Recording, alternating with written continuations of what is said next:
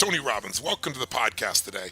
Listen, so many people talk about in business building a culture, but when companies are small, very often this is the last thing you think about. And I really believe that if you're going to build something that's going to be lasting, if you're going to become a business owner and not a business operator, which is the trap that most small businesses find themselves in, and even medium-sized businesses will go there, then I think if you're going to do that, you have to decide that you're going to build something where you don't need to be there for it to really grow. And to do that, it's got to be based on a culture that's going to cause the company to grow.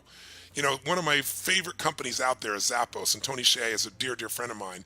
And he took a company, if you can imagine, that sounded like an idiotic idea. We're going to sell originally women's shoes on the internet. Well, what's wrong with that? Everybody and their brother would say there's no way on earth this could ever happen.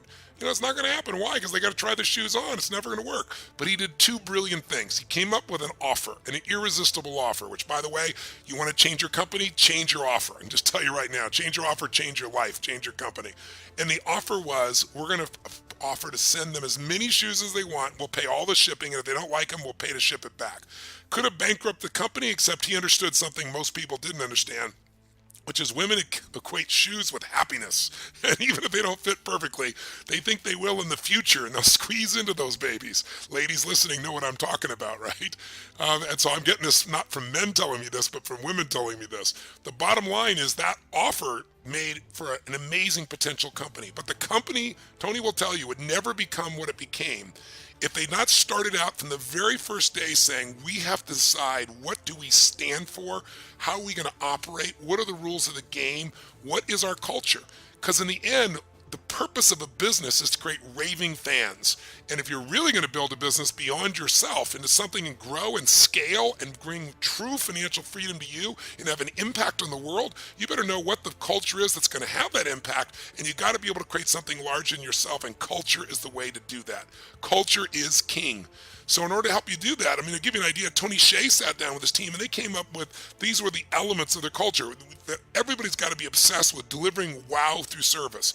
They are a service-based company. Their offers wouldn't matter at all, except when people call, they know everything about them. There's a level of communication and connection and caring that is like very few companies you're ever going to meet, because Zappos isn't the cheapest product.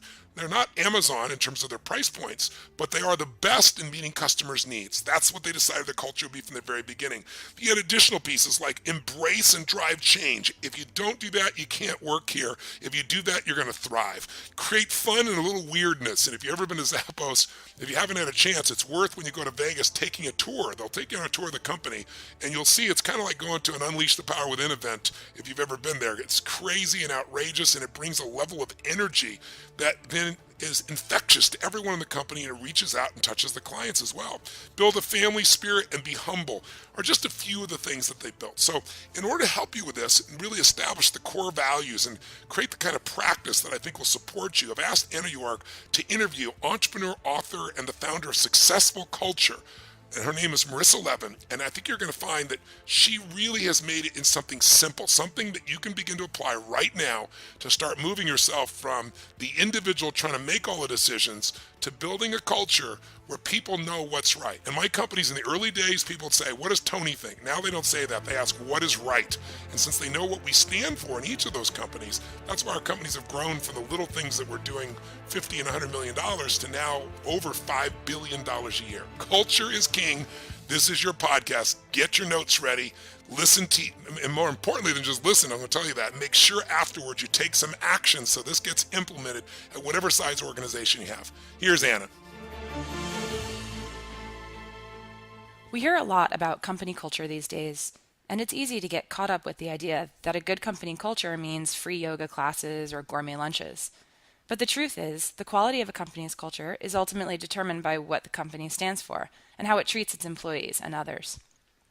Today, companies are finding that culture is not something nice to have, but something they must have. Statistics show that a company's culture has a direct impact on employee turnover, which affects productivity and therefore success. A Columbia University study shows that the likelihood of job turnover at an organization with high company culture is a mere 13.9%, while the probability of job turnover in low company cultures is a staggering 48.4%. Because unhappy employees don't tend to do more than the minimum. Great workers who don't feel appreciated quit, and poor managers negatively affect workers and productivity. Whereas loyal, passionate employees bring a company as much benefit as loyal, passionate customers by working harder, staying longer, bringing more creativity, and pushing the envelope to go that extra mile at every chance. They feel like they are a part of something, and their work brings them meaning. So, to help us learn more about what it takes to create a good company culture, we have Marissa Levin, entrepreneur, author, and CEO of Information Experts, one of the nation's most successful strategic communications, marketing, education, and human capital firms, and the CEO of Successful Culture, an organization dedicated to helping leaders build extraordinary cultures. Marissa, thank you for joining us today. Thank you. It's such a pleasure to be here.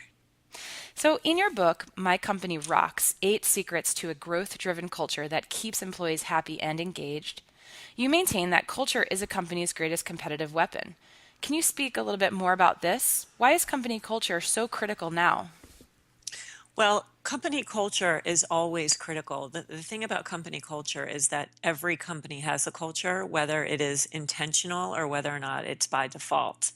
Now, the smartest companies and the companies that want to hang on to their top talent and recruit their top talent, they will be intentional with their culture and they will set the culture from the corporate values. It's the corporate values that are determined by the executive team, by the founder, by the supporting executives that actually drive the organizational culture. So, if a company says that they're committed to work-life balance or work-life integration, that would be reflected in the core values, and then those core values are cascaded down throughout the organization, and every decision that is made within a company is actually driven by the core value system. So core values are what shape the organizational culture, and the culture is a company's DNA. It's the fingerprint of every company. Yeah. So, do you have any recommendations on how a company that either is just starting out or who is taking a very conscious look at their culture, where do the core values come from?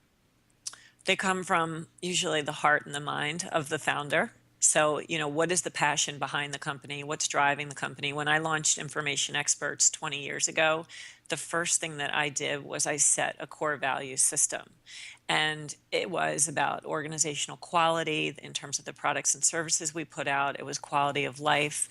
It was quality of people. It was quality of life inside and outside the organization. That was just one of our core values. But when you want to set your culture, that really is what you want to do. You want to set your core values first and foremost. And then following that will be the organizational mission. So, why you exist. And then the organizational vision in terms of where you are going. And those three elements combined, those will drive who you hire, what the products and services are that you provide and produce, who you partner with, who you work for, what the vibe in the office is. All of those three things, they're the things that drive everything else in a company. So, how do you translate those core values and the mission and the vision into the company in very tactical ways? I mean, because I'm picturing, you have it on a poster and you can put it on a wall and you Yeah. can refer to it every once in a while. But what are the ways that you can really make that come alive within the company? Well, it actually starts with the hiring. So when you're hiring, what I advise my clients through Successful Culture, because I coach so many CEOs through Successful Culture, is the first thing that we do is we look at their mission, their vision, and their values. And a lot of times they're living in a drawer, right? I mean, people do them, it's an exercise in futility, but they don't really live them. So we take them out and we say, what is the pain that you have in your company? If we go back to your core values, it probably is linked back to the fact that you're not living what's important to you. So let's re examine what you're living. And from this point forward, every decision that you're making in the company, hiring, firing, who you're working with, who you choose not to work with, will be driven by the core values. So every hire that you make, those core values have to be in the job description. And when you're interviewing potential employees, you want to say, here are our values. What inspired you to want to work for our company specifically? How do these values show up in your own life? Because you can't ask someone to come into your company and say, here, adopt these values, Values are something that are part of our own system. They're intrinsic to us. Your core value system may be very different than my core value system. So, how can I possibly ask you to come and work for me if I have a different value system? So, it really is all about getting it right during the hiring process and finding those people that are aligned with the core values from the very beginning. It's interesting because we just came off of a Tony Robbins event called Date with Destiny, and one of the things that you do there is you do an exercise and a process that helps you as an individual identify your core values. Are you Absolutely. familiar with that one? You know what? I'm not surprised that you do that. I mean, everything I love Tony and I love everything that he does in terms of the, the destiny and knowing who you are and driving from your center and all of that. It's just, everybody has their own core value system, right? So a lot of times people are looking for jobs. They're not looking for experiences. They're not looking for alignment of core values. And when I mentor young adults, when I mentor, recent college graduates or early entrepreneurs or other people going into the workforce, I always say, look at the core value system of the people running the company. So if you've got someone out there who is saying that they are into work life balance or work life integration, but they're working 60, 70 hours a week and they're never with their families, there's a disconnect there. And the way people live their life outside of the organization is going to be reflected on how they treat the people inside the organization. We can't have multiple versions of core values. We can't be one person when we're at work and one person when we're not. So, really take a look at the executive leadership of a company if you're going to work with them, either as an employer or a partner, and know who you're dealing with because everything comes from the core value system. It drives the whole culture. Oh. So you mentioned you're working with young people and trying to I, help them I do. identify where their place is. Um, One of the interesting things is that for the first time in history, millennials have become the largest generation in the workforce. So what sort of impact does this have on company culture? What are they looking for, and how do you attract the best talent? I'm so glad you asked that. I actually just did research on that specific thing. And to put it in a frame of reference, I have a 15-year-old and an 18-year-old, right? So my older son is going to be entering the workforce within the next 5 to 6 years. And they recently did a study. I'll have to look at the source, but a study just came out and it was about Gen Z. It wasn't even just about the millennials, it was about the next generation and what they're going to be looking for in the workforce. Because CEOs, it isn't just about who you're going to be attracting and recruiting now, but how are you building your organization to attract and retain talent in the future? And the things about the millennials and the Gen Zs, there are a couple similarities. The first thing is that they are very mission driven, they're very meaning driven. They're not focused on money. In fact, the generation following the millennial generation, they grew up in somewhat of a recession. So they are fearful of debt. They are not embracing a lot of materialism. They're extremely pragmatic with money. They're not looking for large mortgages. They're not looking to take on a lot of loans. They're not looking for fancy cars. They're looking to have a much more meaningful, pragmatic existence. So, this is the generation that has gotten saddled with a lot of college debt, right? A lot of college loans. They want to go out into the world, they want to make a difference. They have also watched their parents work themselves to 60, 70 hours a week. And their parents' generation was the first generation that was really working with on demand technology 24/7, right? So we're the generation that can't put down our phone. We're constantly on email, we're constantly texting, we're constantly tethered to our work and to our office. And we haven't done a good job of figuring out that work life balance and work life integration when it comes to technology. The generations coming behind us, the millennials and the Gen Zs, the younger generations, they're going to have no part of that. They're going to look for work life integration, work life balance. They're going to look for meaning in their work, and they're not going to be driven by money. Those are going to be the main drivers, really, for the workforce of the future.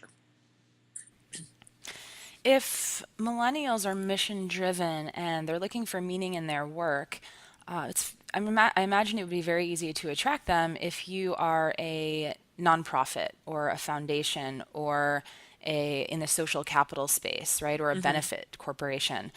What do you do if you are a small business and you have a product in the manufacturing space, or you're in a non-sexy industry, right? How do you attract them to the space with less obvious perks?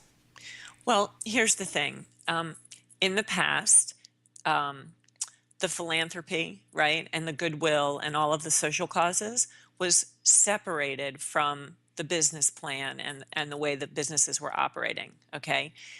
In the future, and actually it's happening now, that's not going to be the case. Philanthropy, social good is going to be completely integrated into the way an organization runs.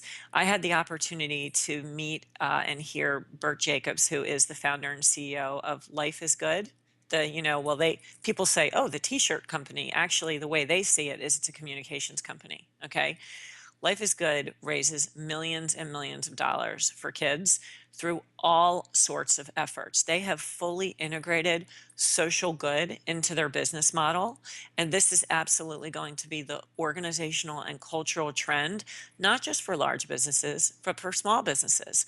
I own two small businesses, and both businesses support an organization called Tiger Lily Foundation. It is a small nonprofit that is dedicated to providing breast cancer support for young women under the age of 40. And we may not be able to write millions of dollars of checks. We may not be able to have dozens of employees do a 5K to raise money. But you know what? We can support the galas, and we can support them on our websites, and we can help them with their boards of directors. There are things that even the smaller companies can do. But the social enterprise, the social good that a company can do is absolutely going to be integrated into the culture and will be essential for attracting and retaining top talent in the future.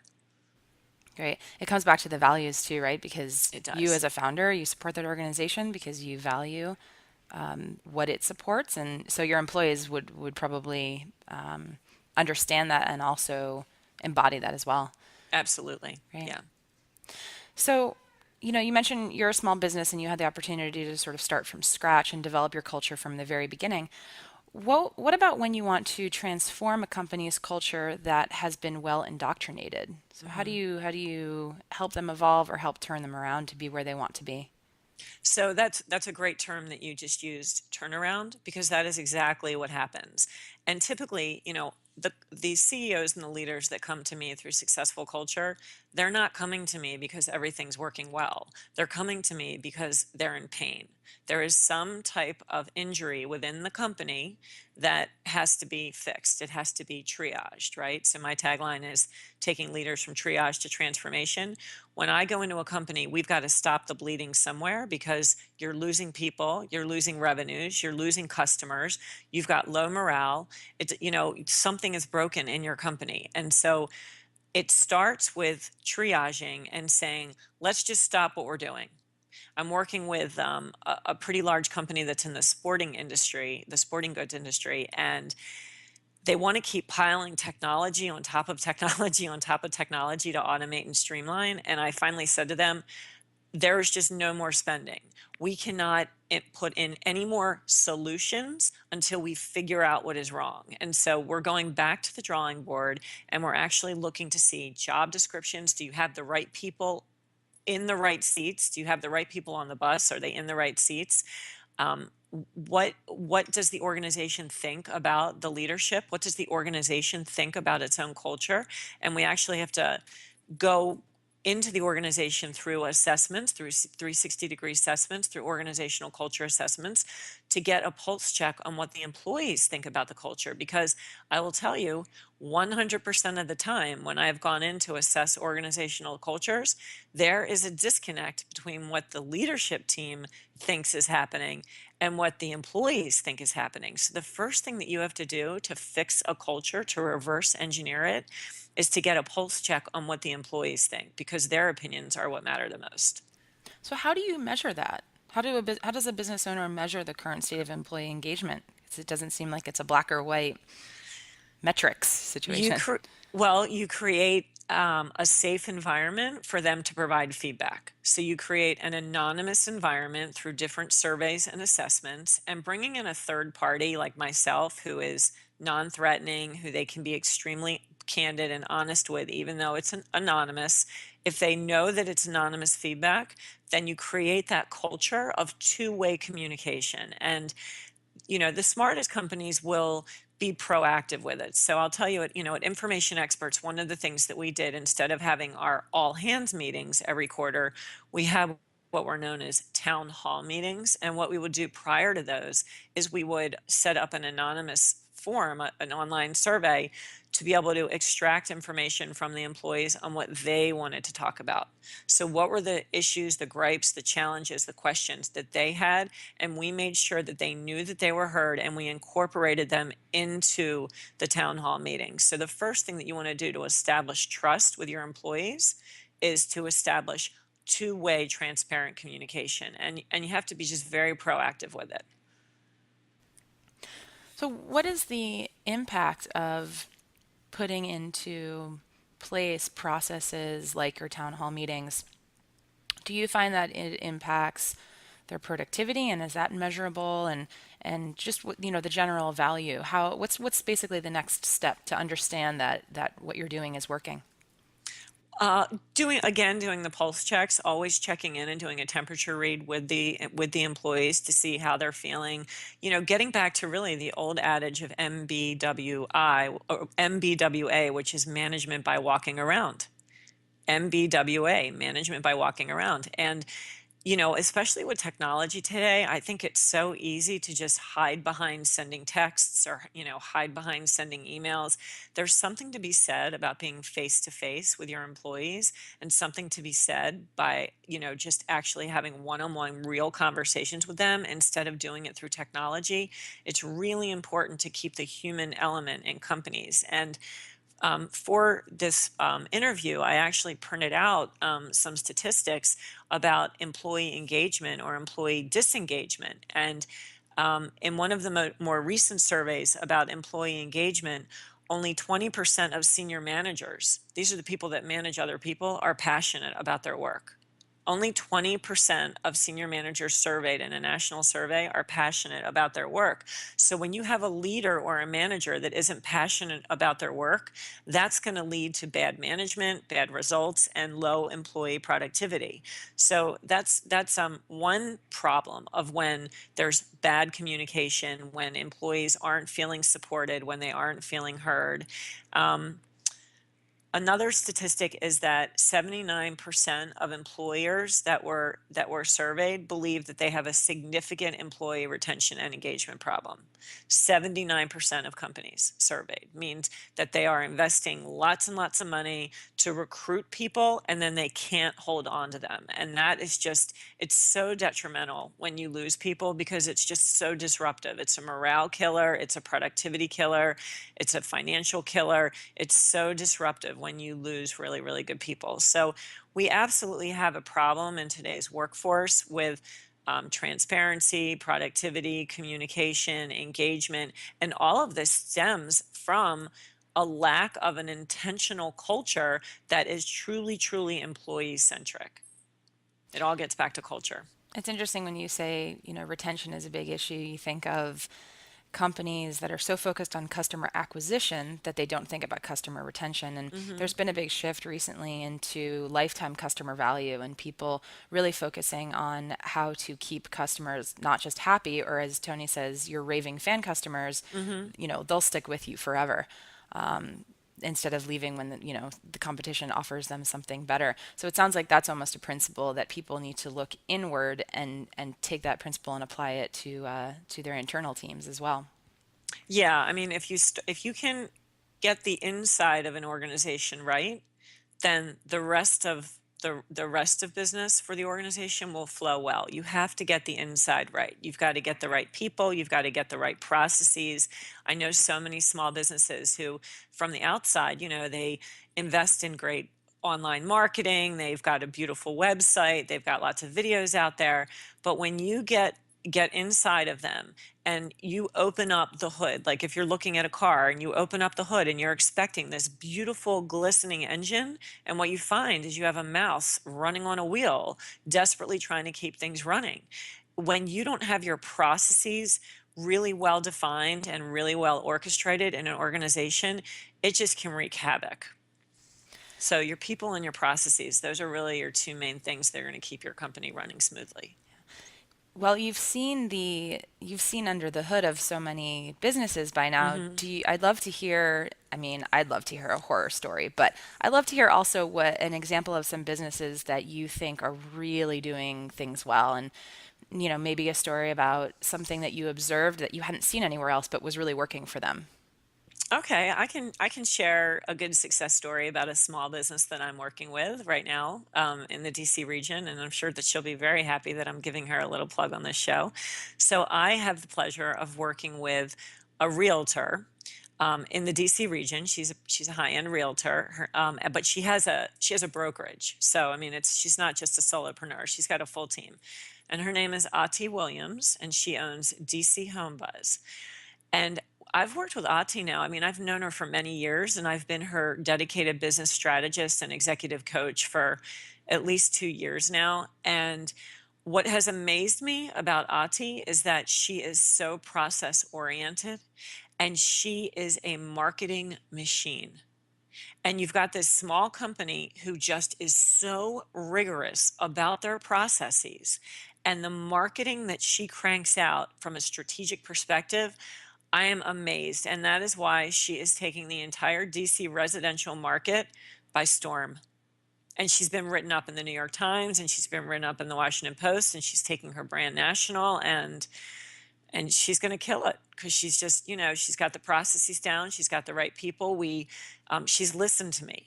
We've put in some really good hiring practices, and so she doesn't jump the gun. She doesn't hire from a place of desperation, she hires from a place of strategy. And so because she's got the hiring processes down, she's got the work processes down. What's really important about an organization is that they become what I call process centric instead of hero centric. When you've got an organization that is dependent on one or two heroes or a dozen heroes, if it's a larger organization, instead of it being process centric, first of all, it puts the executive team literally at the mercy of key people. They're being held hostage by key people. The second thing is that if something were to happen to these people and things aren't more process oriented, the customer experience could just be devastated, right? Another problem is obviously inefficiencies. If you don't have the right processes in place, you're constantly reinventing the wheel every single time you engage. And another problem with being hero centric versus process centric is that it is a morale killer. Because if you're not one of those heroes, if you're not one of those people on the pedestals, how are you going to feel? You're going to feel less than somebody else. And the truth is that everybody is needed in order to make an organization thrive. So my job and my goal with my clients is to go in and really diagnose where the processes break down. So making sure that not only do they have the right people, but do they have the right processes that are pushing the work through and really getting away from that hero mentality in the company. Yeah, that's interesting because it's very much in line with something that Tony always says is that in a lot of spaces, particularly something like real estate, very focused on sales, you've got a very small percentage of your people, the peak performers, and they're Hmm. generating the vast majority of your revenue. Right. So the problem, and a lot of people focus on, okay, how are we going to weed out the low performers? That's the first question they ask. The second question they ask is, how are we going to retain our top performers? So how are we going to keep our heroes? But very few people focus on the people who are in the middle who could be peak performers, but they just don't have the tools or strategies available to them. I saw the CEO of Capital One Bank speak, Rich Fairbank, and one of the things that resonated most when he spoke is that the threat of an organization is not the C player. Well, the D player we're going to push out immediately, right? But it isn't the C player that's the threat of the organization. It's the B player, because the B player is doing exactly what you've hired them to do. right? It's not that they're doing anything wrong.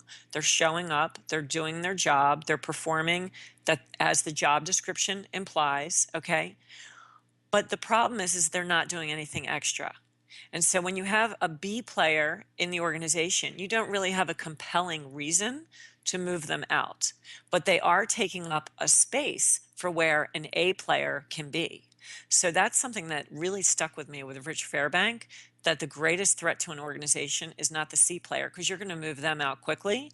It's the B player that is delivering, but they're not going the extra mile.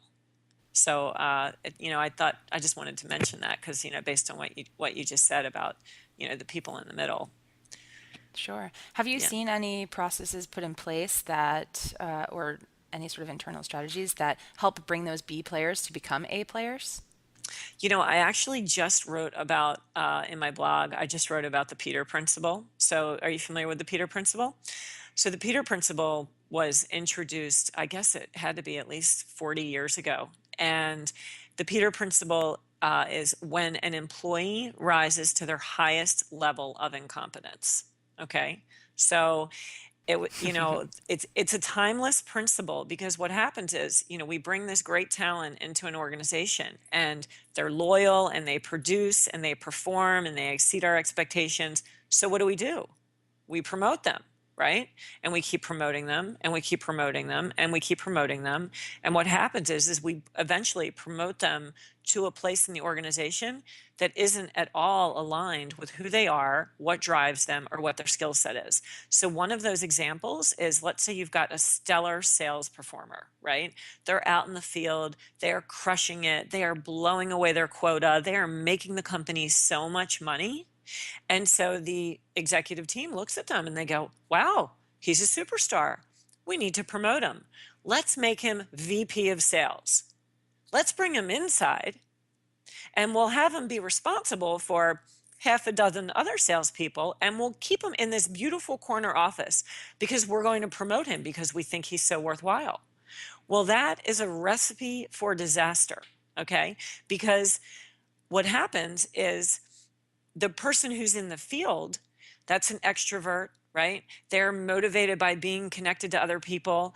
They are not even driven by the money. They're just totally driven to be out there, right? And then what happens is you bring them inside the organization and you've taken them out of their element where they're successful and they're miserable because their entire performance and compensation is then tied to the performance and compensation of other people. And they're stuck in a corner office and they can't ever leave the office. So that's just one example of what happens when someone is promoted to their highest level of incompetence. Another example of the Peter Principle is when the organization evolves beyond the employee themselves. So you put someone in a position, a company is just starting up, it's a startup company, and they say, I'm going to make you COO because you're my partner, you're my friend, and it's just the two of us, and you're going to be the COO. Well, it's really easy to be COO of a two-person company. It's super easy, right? I mean, you're basically putting the basic processes in place, right? You look down the line a year later, 2 years later, 3 years later, 5 years later, you've got 100, 200 employees. That person is not equipped to be COO. So you have just completely set them up for failure by putting them in a position that they do not have the skills or the capacity to grow into. So that's the example of the Peter Principle and what happens when you're not able to give them the tools or the resources, because not everything is coachable. Not everything is teachable. A lot of it has to do with what our own capacity limitations are. And when we're not tapped into that, we're going to set our employees up for failure. Yeah, that's, identity and understanding what your true gifts are and how those play out into roles in the workplace. That's something that Tony is very passionate about. There are a few tests that, the people at his companies undergo and that he recommends to others. There's something called the caliper assessment. We do a disc profile. We recently came out with, it's a very, very short quiz called Artist, Manager, Entrepreneur. And the idea is that you fit into one of those three archetypes. And what you were saying about the salesperson who's out in the field, I mean, that's something you can't teach. They're extroverted, they want to be with people, they're very persuasive. In a way, they're an artist because they're creating and they're producing. You stick them Or in they're that, an entrepreneur. or they're an entrepreneur, right? Because Right? it's risk. Yeah, Yeah. absolutely. And you stick them in a corner office and call them a manager, and they're going to be miserable and they're going to underperform in that role. Are there any assessment tests that you recommend to small business owners, or any sort of ways that you can understand what somebody's true gift or true skill set really should be? So we like the Colby. We've used the Colby in the past just to understand what drives people in terms of how they work with others. It's KOLBE, the Colby assessment. And then I personally like the VIA Strengths Finders. Now that's more of a character-based assessment, but I just like that one. Those are the main two. I mean, I'm familiar with DISC, and so if a company wants to use the DISC assessment, we can certainly use it. But typically, we've stuck to the Colby. Great. So one last question for you. We're Sure. going into 2016, and everybody loves to talk about, actually, we're in 2016. Everybody loves to talk about what's next. And, you'll see articles in Fast Company about the latest trend in company culture. Is there anything that you think is not just a trend, but maybe part of a larger shift? For example, the no-hour work week, or there's a big thing now with unlimited maternity, paternity Hmm. leave. There's holacracy at Zappos. I mean, what things do you think will stick? What are not just passing fads like foosball tables? Well, we're definitely moving to more of the contingent workforce. It just is what it is. And as a small business owner, especially with all the healthcare expenses, small businesses are not able to provide the healthcare that we would have wanted to provide. I mean, when I started Information Experts 20 years ago, we provided full healthcare for our employees and their families. Okay. And the healthcare costs now have just made it completely prohibitive. So as a result, people are now taking more ownership for their own healthcare. There's less loyalty to companies because of that benefit. It's not really a golden handcuff anymore. And the contingent workforce overall, meaning like the 1099 workers, the contractors, as well as part-time workers. I think a lot of companies are now moving to more part-time workers, where you might have two part-time workers that you don't provide insurance for, um, that will fill the same role as one full-time employee. So I think that that's definitely a trend, and companies need to understand that they're going to have to basically make sure that they have a very full bench of really, really qualified resources to get their work done at any time. I would say So this, that's a challenge in and of itself, because you it were is a just talking challenge. about, 1099 employees, they are not legally required to be in the office, right? Mm-mm. So you might have some virtual workers, and Oh two yeah, part-time people doing a full-time job lends itself to miscommunication and that's right. misunderstanding of who's doing what. Not to mention going back to this idea of a company as a whole, how do you engage with contractors? How do you bring them into the culture? So that's a great question. And being that my first company is a government contracting firm, we've always had to deal with this challenge of having employees that are on site at our government agencies, and they're hardly part physically at all. They're like disconnected from the rest of our organization. Again, it gets back to the culture of communication. Communicate, communicate, communicate with every possible way that you can, creating environments and situations that bring together employees. At Information Experts, when I was CEO, we had what was known as a GTC, a Good Times Committee, and we actually had a line item in our budget for fun.